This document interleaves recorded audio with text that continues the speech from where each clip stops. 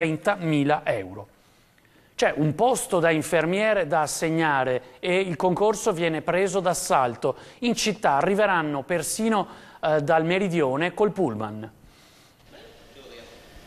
C'è chi li ha già soprannominati i tour del posto pubblico, in vista di 2 concorsi per infermieri che si svolgeranno nelle prossime settimane a Vicenza e a Padova.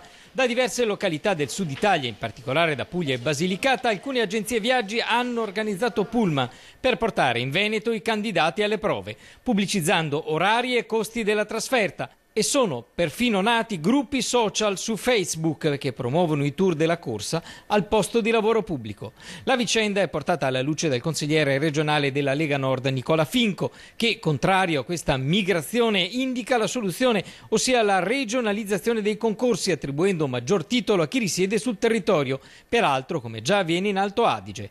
I numeri del concorso, in calendario il 30 settembre a Vicenza e indetto dall'ULSS 6, sono eloquenti. Per un solo posto di operatore sanitario i candidati iscritti sono 3.375, ma è pensabile che la selezione serva poi da graduatoria per le future assunzioni.